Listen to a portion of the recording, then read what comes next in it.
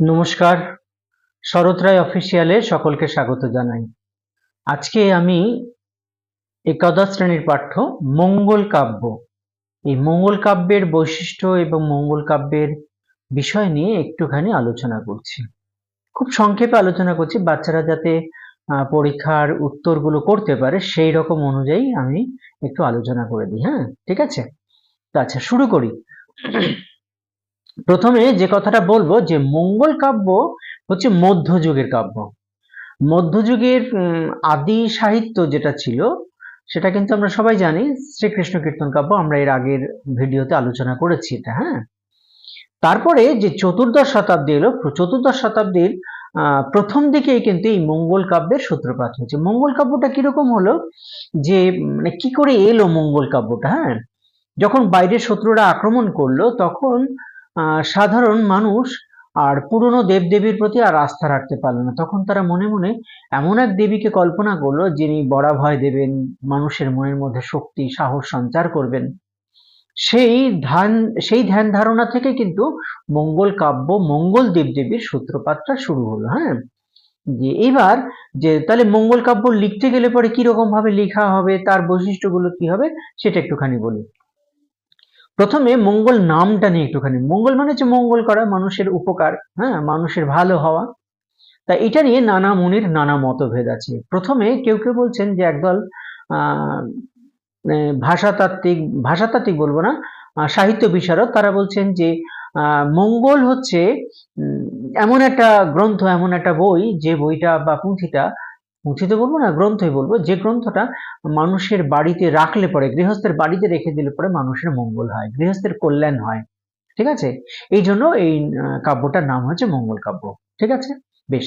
তারপরে আরেক দল বলছেন যে মানে যারা মানে মঙ্গল কাব্য নিয়ে আলোচনা করতে গিয়ে আরেকজন মতামত দিচ্ছেন, আরেকটা দল মানে মত প্রকাশ করছেন যে যে মঙ্গল কাব্য এক মঙ্গলবারে শুরু করে আর এক মঙ্গলবারে শেষ করা হয়, পাঠ করাটা শেষ করা হয়, সেই কাব্যকে বলা হয় মঙ্গল কাব্য। আবার কেউ বলছেন যে না, এটাও যেমন সত্যি কথা, আবার এটাও সত্যি কথা যে মঙ্গল নামে এক অসুর, সেই অসুরকে বধ করা হয়েছিল যে কাব্যের কাহিনীতে, সেই কাব্যটাই হচ্ছে মঙ্গল কাব্য। বোঝা গেল?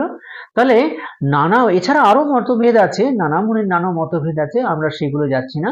তাহলে আমরা সংক্ষেপে একটুখানি বলি যে যে কাব্যটা পাঠ করলে পরে মানুষের মঙ্গল হয় সেটা হচ্ছে মঙ্গল কাব্য।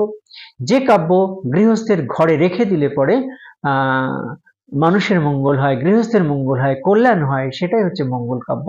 আবার কেউ কেউ বলছেন যে মঙ্গল কাব্য এক মঙ্গলবারে শুরু করে আরেক মঙ্গলবারে পাঠ করা শেষ করা হয়, সেই কাব্য হচ্ছে মঙ্গল কাব্য। আরেক দল বলছেন যে মঙ্গল নামে এক অসুর আছে, সেই অসুরকে বধ করলে পরে বধ করবার যে কাহিনী, হ্যাঁ, যে কাব্যের মধ্যে লেখা আছে, সেই কাব্যকে বলা হয় কি মঙ্গল কাব্য। তাহলে এইভাবে আমরা বুঝতে পারলাম যে মঙ্গল কাব্য নিয়ে নানা মনের নানা মতভেদ আছে। এই মতগুলো হচ্ছে এই। এবার হচ্ছে মঙ্গল কাব্য যদি কেউ লিখতে চায় তাহলে কোন ফরম্যাট, একটা ছবি তো যখন বাঁধানো হয় তার চারদিকে একটা ফ্রেমিং করা হয় না, তার কতগুলো বৈশিষ্ট্য থাকে। আর ঠিক সেরকম ভাবে আমরা বলবো যে মঙ্গল কাব্য যে কেউ লিখতে পারে না। মঙ্গল কাব্য লিখতে গেলে পরে তার কতগুলো বৈশিষ্ট্য জানতে হবে। যেমন নাটক লিখতে গেলে তার কিন্তু নাটকের কতগুলো বৈশিষ্ট্য থাকে। হ্যাঁ, ঠিক সেরকম ভাবে নাটক তো অনেক পরের বিষয়, আগে হচ্ছে মঙ্গল কাব্য। সেই মঙ্গল কাব্যের যে বৈশিষ্ট্যগুলো, গঠনগত বৈশিষ্ট্য, আমি এই শব্দটা বলি, গঠনগত বৈশিষ্ট্য। গঠনগত বৈশিষ্ট্য কিন্তু আমরা বলবো চারটে। কি কি?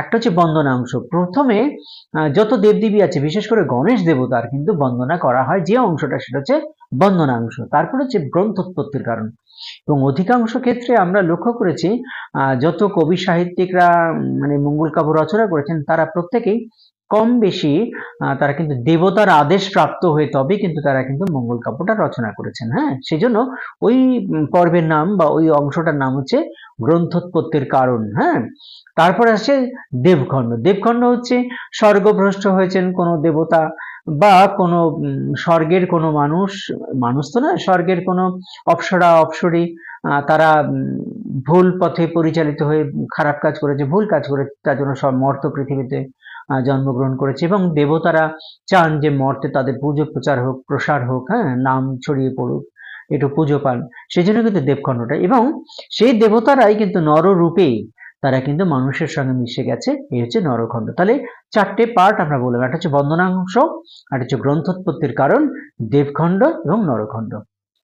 ঠিক আছে, বোঝা গেল? এই হচ্ছে মঙ্গল কাব্যের গঠনগত বৈশিষ্ট্য। এবার আমরা একটু বলবো মঙ্গল কাব্যের বিষয়গত বৈশিষ্ট্য আছে। হ্যাঁ, বিষয়গত বৈশিষ্ট্যগুলোর মধ্যে অধিকাংশ মঙ্গল কাব্য, মানে সব মঙ্গল কাব্যের মধ্যে এই বৈশিষ্ট্যগুলো আমরা পাবোই। একটা ধরো 12 মাসা, মানে 12টা মাস, তো বাংলায় 12টা মাস, বৈশাখ জ্যৈষ্ঠ আষাঢ় শ্রাবণ ভাদ্র আশ্বিন কার্তিক অঘ্রাণ পৌষ মাঘ ফাল্গুন চৈত্র, এই যে 12টা মাস, এই 12 মাসের যে কাহিনী লেখা হয় সেটা হচ্ছে 12 মাসা।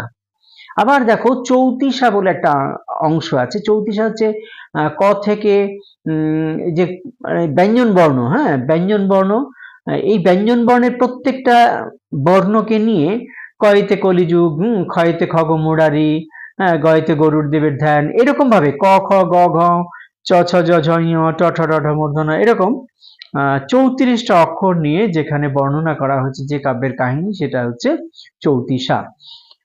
আর থাকে যে মানে পাক প্রণালী, যে সাধারণ মানুষ যেমন হয় না, যে ঘরে কি রান্না হবে তার একটা বর্ণনা, সেই রন্ধন প্রণালী কিন্তু মঙ্গল কাব্যের একটা বড় বৈশিষ্ট্য, রচনা মানে বিষয়গত বৈশিষ্ট্য। আর থাকছে বিশ্বকর্মার শিল্পকীর্তি, সমুদ্র যাত্রার বর্ণনা, বাণিজ্য প্রসঙ্গ, যুদ্ধের বর্ণনা, সাজসজ্জার বর্ণনা, নগর বর্ণনা, হ্যাঁ এরকম নানা, মানে সাধারণ মানুষের জীবনের সঙ্গে পরিচিত সম্পৃক্ত যে সমস্ত কাহিনীগুলো, যে সমস্ত বিষয়গুলো নিত্যদিনকার পরিচিত যে বিষয়গুলো, সেইগুলোকে দিয়েই কিন্তু মঙ্গল কাব্য রচনা করা হয়েছে। হ্যাঁ, এবার আমরা বলবো প্রথম আদি মঙ্গল কাব্য যদি বলা হয় তাহলে হচ্ছে মনসা মঙ্গল কাব্য। আদি মঙ্গল কাব্য কি? মনসা মঙ্গল কাব্য।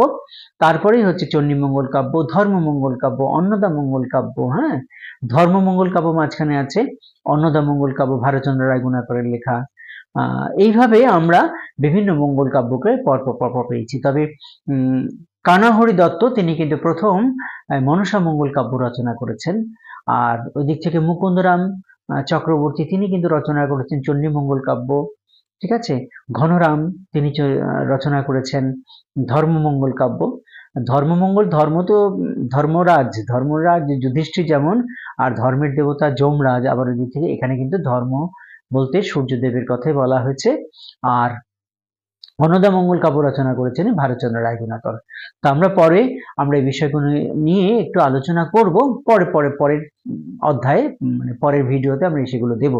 তবে আজকে এই মুহূর্তে আমি এইটুকুই আলোচনা করলাম যে মঙ্গল কাব্য বলতে আমরা কি বুঝি, মঙ্গল কাব্যের বৈশিষ্ট্যগুলো কি, মঙ্গল কাব্যের গঠনগত বৈশিষ্ট্য এবং বিষয়গত বৈশিষ্ট্য, এগুলো নিয়ে অতি সংক্ষেপে একটু আলোচনা করলাম। যদি ছাত্রছাত্রীদের উপকার হয়, যদি ভালো লাগে, তাহলে অবশ্যই লাইক, শেয়ার, কমেন্ট, হ্যাঁ, আর সাবস্ক্রাইব করতে ভুলবেন না। ইতিমধ্যে আমার সাবস্ক্রাইব করেছেন আমার ছাত্রছাত্রী, অনেক দূর দূরান্তের প্রবাসী বন্ধুরা, তাদের সকলের কাছে আমি কৃতজ্ঞ। তারা সাবস্ক্রাইব করেছেন, I am grateful to them.